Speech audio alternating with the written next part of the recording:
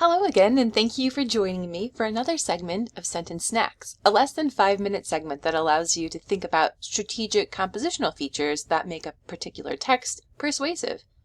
This week we're going to be examining Adam Reiner's October 2023 piece published in Eater, Confessions of a Tableside Flambeur.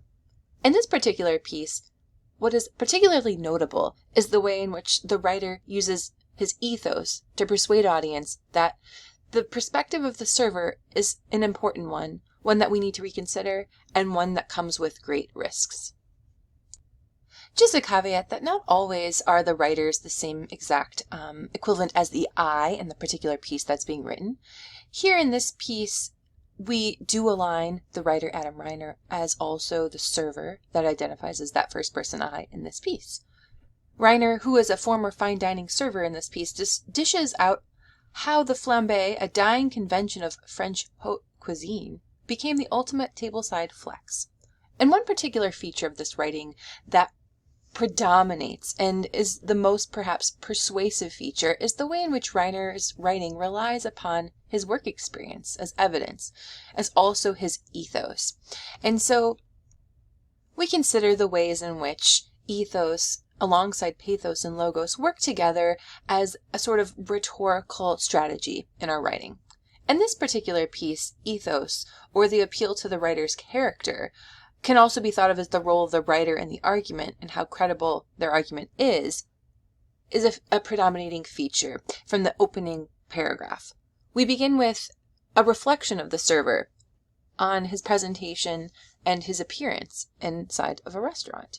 I can feel sweat soaking through my armpits of my $5,000 Tom Ford suit. The predomination of the first person I really makes this a personal experience and focuses this ethos for readers. Even though I'm working at one of the most popular restaurants in New York City, I'm dressed better than most of the men in the dining room. I pour a healthy shot of 151 proof rum into an antique jigger and raise the flame on the butane burner inside the flambé cart.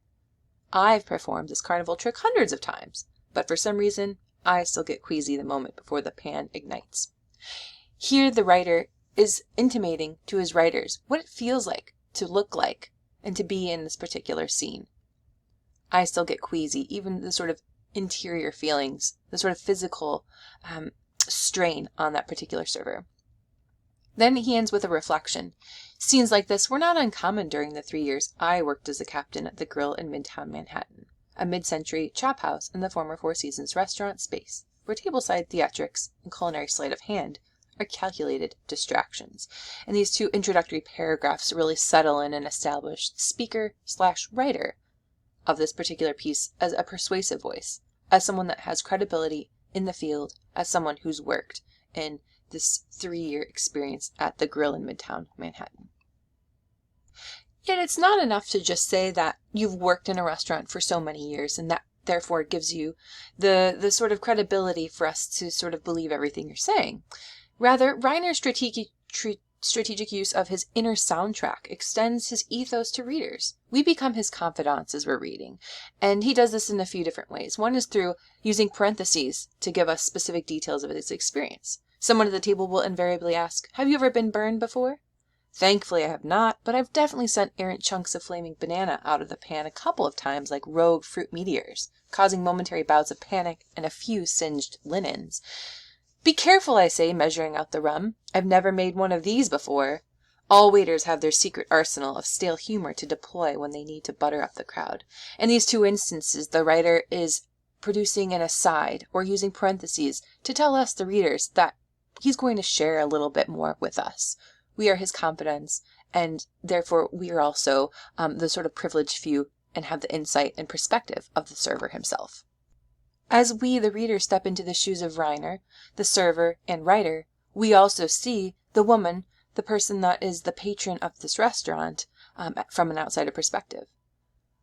Again, he uses these insights. I'm tempted to lie and tell her we just sold out, but instead I explain the bananas Foster. But she isn't listening. I can already sense her plans to cast me as the lead in her TikTok video, or the poster child for her En Fuego meme. The continued narration of our author has us also wrapped up in the details of this exchange.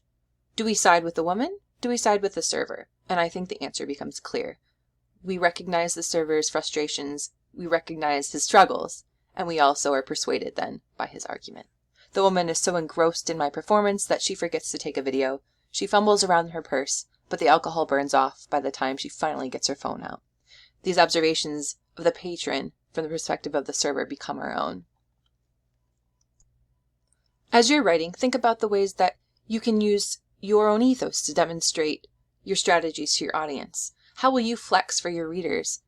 What ways can you persuade your audience by also bringing them in to see things from your eyes? Thank you so much for listening.